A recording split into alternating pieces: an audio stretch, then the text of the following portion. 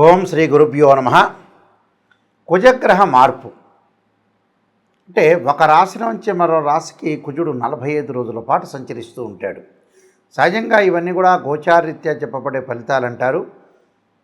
ఇక్కడ కుజగ్రహ మార్పు అనేది ఏ విధంగా ఉండబోతుంది ద్వాదశ రాశుల్లో తెలుసుకునే ముందు కుజుడు ఏ రోజున మారుతున్నాడో మనం తెలుసుకోవాలి. ముఖ్యంగా కుజగ్రహం వచ్చేటప్పుడు సెప్టెంబర్ 13వ తారీఖున రాత్రి 9:23 కన్యారాశి నుంచి తులారాశిలోకి సంచారం చేస్తారు.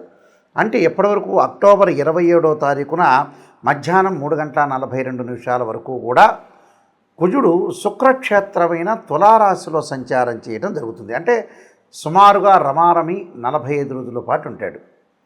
అంగారగ్రహం యొక్క కారకత్వాలు మనం తెలుసుకోవాలిగా ముందు. ఇవన్నీ కూడా గోచారరీత్యా చెప్పబడే ఫలితాలు. This is the transit system అంటారు. అంగారకుడు వల్ల ఎలాంటి ఫలితాలు, ఎలాంటి కారకత్వాలను మనం తెలుసుకోవాలంటే ముఖ్యంగా సత్వ భూ ప్రాకార రోగ ప్రణవ సాహస శస్త్ర అగ్ని సందర్శోత్పాటన భాతృకుజ అంటారు. అంటే ఏదైతే మనం కుజగ్రహం యొక్క కారకత్వాలు తెలుసుకుంటే కుజుడు ఎలాంటి ఫలితాన్ని ఇస్తుందో మనం శాస్త్రం ద్వారా తెలుసుకున్నట్టు ఉంటుంది. అంటే భూ సంబంధమైన వ్యవహారాలు, అలానే కోర్టు, రియల్ ఎస్టేటు, అన్నదమ్ముల మధ్యలో సమస్యలు, కోర్టు, రక్షణ శాఖ, న్యాయవాదులు, జడ్జీలు, అలానే శారీరక సంబంధాలు, కెమికల్ కంపెనీసు, అలానే మార్కెటింగు, భూమి, ఇండ్ల నిర్మాణము, న్యాయ వ్యవస్థ, రక్షణ భటులు, అలానే మేస్త్రీ పనులు, యంత్ర సామర్థ్యము, యంత్ర సంబంధమైన విషయాల్లో కానీ మెకానికలు, రోగాలు, శస్త్రచికిత్సలు, అగ్ని భయాలు, ఇవన్నీ కూడా తెలిపేది ఏంటంటే అంగారగ్రహం. సాధారణంగా చాలామంది కూడా అంగారగ్రహం గురించి అన్నదమ్ముల మధ్యలో కానీ కోర్టు సమస్యలు కానీ వచ్చే అవకాశాలు అనేవి ఎక్కువగా ఉంటాయి. అలానే ప్రమాదాలు, యాక్సిడెంట్లు, అలానే ఆరోగ్యపరంగా ఉండే ఇబ్బందులు, దీర్ఘకాలిక వ్యాధులు అన్నీ కూడా రిప్రజెంటివ్ చేసే ప్లానెట్ ఏంటంటే అంగారక గ్రహం. అంటే సత్వ భూ ప్రాకార అంటారు.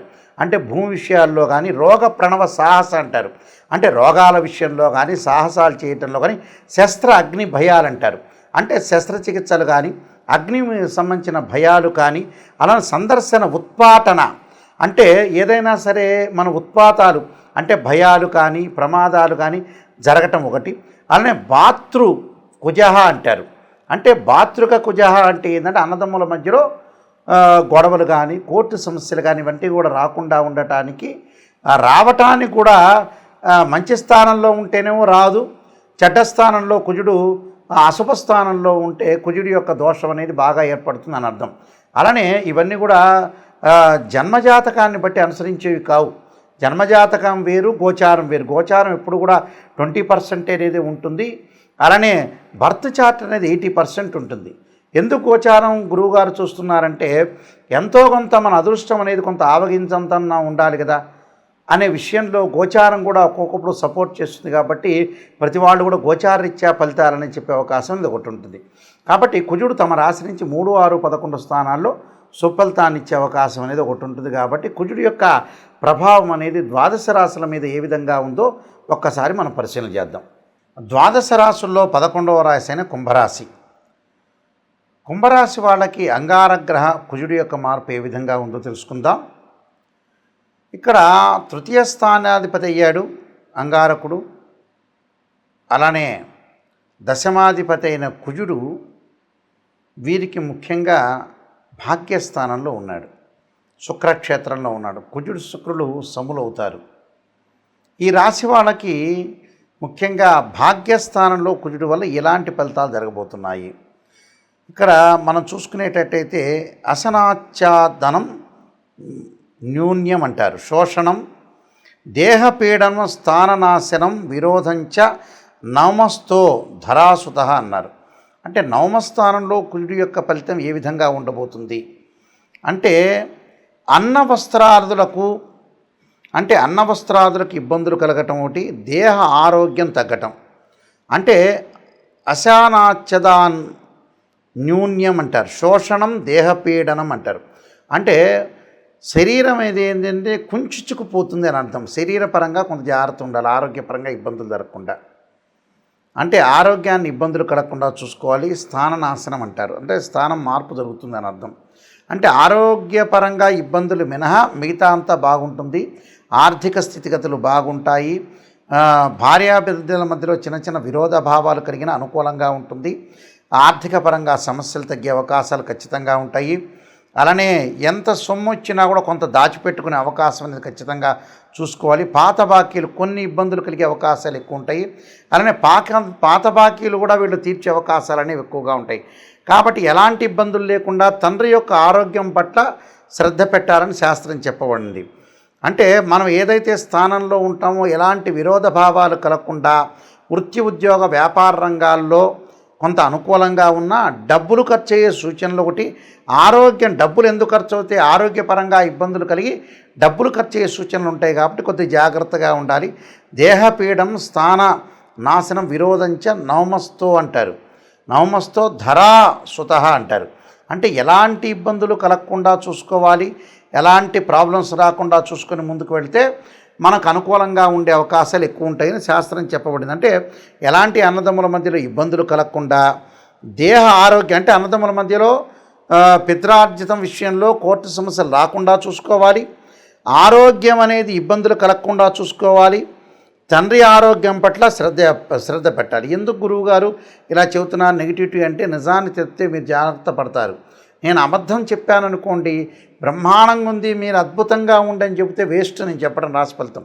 కాబట్టి ఖచ్చితంగా ఆరోగ్యపరంగా ఇబ్బందులు కలిగే సూచనలు రాకుండా చూసుకోండి. నేను ఏదైతే చెబుతున్నానో దాన్ని స్టాప్ చేస్తున్నాను. స్టాప్ చేయటం వల్ల ఏంటంటే మిమ్మల్ని సేవ్ చేసిన వాడిని అవుతా. నిజాన్ని చెప్పడం అనేది చాలా ఇంపార్టెంట్ ఇక్కడ. ఇప్పుడు నిజం అనేది చాలా ఇంపార్టెంట్, నిప్పు లాంటిది. కొద్దిగా మీరు జాగ్రత్త పడ్డారనుకోండి, భార్య బిడ్డలతో విరోధ భావాలు అనేవి ఉన్నాయి. ఎందుకని విరోధ భావాలు శాస్త్రంలో చెప్పారు కంటే విరోధ భావాలు కలగకుండా భార్య యొక్క అభిప్రాయాన్ని గౌరవించండి. భార్య ఏదైతే ఆడవాళ్ళు ఉన్నారో భర్త యొక్క అభిప్రాయాన్ని కూడా గౌరవించండి. విరోధ భావాలు కలగకుండా చూసుకోండి. ఏదో ఒక మాట భర్త అన్నాడు, ఒక మాట భార్యను సర్దుబాటుతనం చేసుకోండి. ఆరోగ్యపరంగా చిన్న ఇబ్బంది ఉన్నా కూడా భగవంతుని యొక్క ఆరాధన చేయండి, డాక్టర్ని కన్సల్ట్ కాండి. ఇందువల్ల ఏమవుతుంది, మిమ్మల్ని నేను సేవ్ చేసిన వాళ్ళు అవుతా. తండ్రి యొక్క ఆరోగ్యం, దేహాన్ని ఇచ్చాడు కాబట్టి తండ్రి చాలా ఇంపార్టెంట్ కాబట్టి ఆయన యొక్క ఆరోగ్యాన్ని కూడా చూడండి. మీరు కేవలం భగవంతుడే కాదు, తల్లిదండ్రులనే. అందువల్లే మాతృదేవో భవ అన్నారు, పితృదేవో భవ అన్నారు.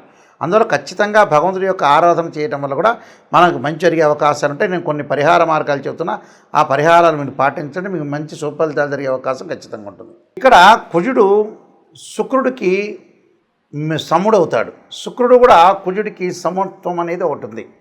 అక్కడ ఎవరికైతే మనకి కుజుడు ప్రభావం వల్ల ప్రమాదాలు జరుగుతున్న వ్యక్తులు కానీ, ఆరోగ్యపరంగా ఇబ్బందులు కానీ, భూ వివాదాలు కానీ ఉన్న వ్యక్తులు ఎలాంటి మంత్రాలను చదవాలి నిజంగా చెప్పాలంటే, ఆరోగ్యపరంగా ఇబ్బందులు కలుగుతున్నాయి, దీర్ఘకాలిక వ్యాధులు ఉన్న వ్యక్తులందరూ కూడా ఇబ్బంది పడుతున్నారు, వాళ్ళకు ఆరోగ్యపరంగా ఇబ్బందులు కలుగుతున్న వ్యక్తులు ఎలాంటి మంత్రాన్ని చదవాలంటే, శరీరే జర్జరీభూతే వ్యాధిగ్రస్తే కళేబరి ఔషధం జాహ్నవీతోయం వైద్యో నారాయణ హరి అనే మంత్రాన్ని చక్కగా చదువుకోండి.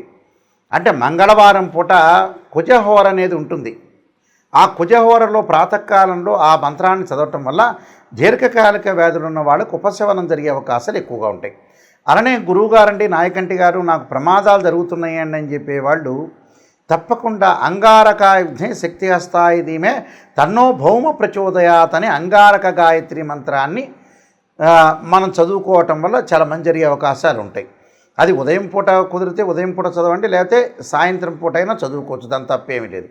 అలానే మాకు భూ వ్యవహారాలు ఉన్నాయి, భూమికి సంబంధించిన పంచాయతీలు ఉన్నాయి, అన్నదమ్ముల మధ్యలో గొడవలు జరుగుతున్నాయి అనే వ్యక్తులు తప్పకుండా వాళ్ళు చదవాల్సిన మంత్రం ఏంటంటే, వీలైతే తెలిసిన వాళ్ళు, వేదమంత్రం తెలిసిన వాళ్ళు తప్పకుండా భూసూక్త పారాయణం చేయటం కానీ, ఒకవేళ వేదమంత్రం మాకు తెలియదండి, మేము వేదం నేర్చుకోలేదు అని చెప్పిన వ్యక్తులు, అలాంటి వ్యక్తులు ఏం చేయాలంటే తత్పురుషా విద్యే మహాసేనాయుధీమే తన్నో షణ్ముఖ ప్రచోదయాత్ అనే మంత్రంతో పాటు నాగరాజాయుధే పృథ్వీధరాయుధీమే తన్నో సర్ప ప్రచోదయాత్ అనే మంత్రాన్ని, ఈ రెండు మంత్రాలు చదువుకోవాలి మంగళవారం పూట. చదువుకోవటం వల్ల కోర్టు సమస్యలు, అన్నదమ్ముల మధ్యలో గొడవలు, భూ వివాదాలు పరిష్కారం జరిగే అవకాశాలు ఖచ్చితంగా ఉంటాయి. అలానే కుజదోషం వల్ల వివాహం కాలేదనే వ్యక్తులు కూడా చాలామంది ఉంటారు. జన్మజాతకంలో 2, 4, 7, 8, 12 స్థానంలో కుజుడు ఉంటే కుజదోషమని, 13 నక్షత్రాల కుజదోషం వర్తించదు. ఆ వర్తించని వాళ్ళు చదవక్కర్లేదు, వర్తించే వాళ్ళు ఉంటారు. కొన్ని రాసుల వాళ్ళకి కుజదోషం ఉంటుంది, కొన్ని రాసుల వాళ్ళకి కుజదోషం ఉండదు, కొన్ని లగ్నాల వాళ్ళ కుజదోషం ఎగ్జంప్షన్ ఉంటుంది, కొన్ని లగ్నాల వాళ్ళ ఎగ్జంప్షన్ ఉండదు. అలాంటి వ్యక్తులు ఏమి చదవాలి అనంటే అంగారకుడి యొక్క ఆరాధన చెయ్యాలి. ఎలాంటి ఆరాధన చేయాలి మరి? అంగారకుడు అంటే కందులు దానం చేయటం మంగళవారం, ఎర్రని వస్త్రము, ఎర్రని గొడుగులు, ఎర్రని చెప్పులు దానం చేయటంతో పాటు అంగారకుడి యొక్క అభిషేకాన్ని చేయాలి. అంగారకుడు అంటే మనకి శివాలయంలో నవగ్రహాలు ఉంటాయి, ఆ నవగ్రహాలు అంగారకుడు ఉంటాడు. పంచామృతంతో, పండరసంతో, చెరుకు రసంతో, దానితో పాటు ముఖ్యంగా మనం ఎలాంటి అభిషేకం చేయాలి అంటే అంగారక పాశుపతాస్త్ర రుద్రాభిషేకం అని ఒకటి ఉంటుంది 10 శివలింగాలకి. అలానే అంగారకుడు ఎప్పుడైనా సరే అభిషేకం చేసేటప్పుడు దానిమ్మ గింజల రసంతో అభిషేకం చేయటం వల్ల చాలా మంచి జరుగుతుంది. దానితో పాటు బ్రాహ్మణులు చేస్తుండగా మీరు ఎలాంటి మంత్రాన్ని ఉచ్చరించాలి అంటే ఖచ్చితంగా అంగారకాగ్ని శక్తి అస్తాయి ధీమే తన్నో భౌమ ప్రచోదయాత్ అనే మంత్రాన్ని, అలానే ధరణీగర్భ సంభూతం విద్యుత్కాంతి సమప్రభం కుమారశక్తి అస్తంచ మంగళం ప్రణమామ్యం అనే మంత్రాన్ని చదువుకుంటూ ఆ పురోహితుల ద్వారా మన అభిషేకం చేయటం వల్ల ఖచ్చితంగా కుజుడి యొక్క దోషం పోతుంది. అలాంటి జడ్జెస్ కానీ, న్యాయవాదులు కానీ, శస్త్రచికిత్సలు కానీ, మెడికల్ ల్యాబొరేటరీస్ వాళ్ళకు కానీ, మెడికల్ కంపెనీల వాళ్ళకు కానీ, డాక్టర్స్ కానీ ఎవరైనా సరే ఇలాంటి అంగారక పాశుపతాస్త్ర రుద్రాభిషేకము, అలానే అంగారక హోమం చేసుకోవటం కూడా చాలా మంచిది. అంగారక హోమానికంటే కూడా చాలామంది అంగారక పాశుపతాస్త్ర రుద్రాభిషేకంతో పాటు అంగారక పాశుపతాస్త్ర హోమం చేసుకుంటే బీజాక్షరాల సంపుటీకరణతోటి హోమం అనేది ఉంటుంది. అలాంటి హోమం చేసుకుంటే చాలా గుడ్ రిజల్ట్స్ వచ్చే అవకాశాలు ఖచ్చితంగా ఉంటాయి. అంటే ఇవన్నీ కూడా అంగారకుడు ఏదైతే మన జన్మజాతకంలో కానీ గోచారరీత్యా కానీ దోషం అనేది ఉంటుందో ఆ దోషానికి మనం ఎట్టి పరిస్థితుల్లో కూడా పరిహారం చేసుకోవాలంటే ఖచ్చితంగా అంగారకుడి యొక్క ఆరాధన చేసుకోవటం అంటే వీలైతే శనివారం కానీ ఆదివారం కానీ 2 జంట సర్పాలను దానం చేయాలి. జంట సర్పాలం అంటే వెండితో చేసింది కానీ లేదా రాగితో కానీ చేసిన సర్పాలు ఏవైతే ఉంటాయో మనకు షాపులో దొరుకుతాయి.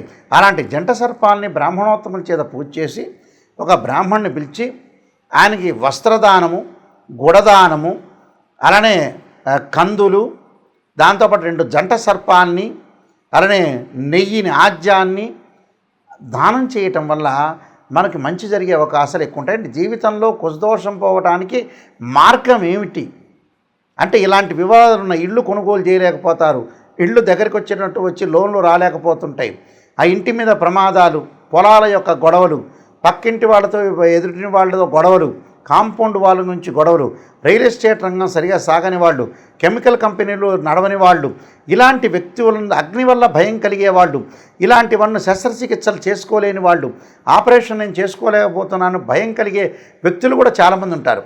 ఇలాంటి వాళ్ళందరూ కూడా న్యాయవాద వ్యవస్థలో ఉన్న, పోలీస్ డిపార్ట్మెంట్ వాళ్ళున్నా, ప్రమోషన్ రాని వాళ్ళున్నా, మేనేజ్మెంట్ చేసే వ్యక్తులున్నా, సైన్యంలో పాల్గొన్న వ్యక్తులు కానీ, మెకానికల్ లైఫ్లో అంటే బీటెక్లో మెకానికల్ ఇంజనీరింగ్ చేస్తారు, ఏదో ఒక షాప్ పెట్టుకుంటారు, మెకానిజం అనేది కరెక్ట్గా సాగలేకపోతుంది, వ్యాపార అభివృద్ధి అనేది అనుకూలంగా ఉండదు.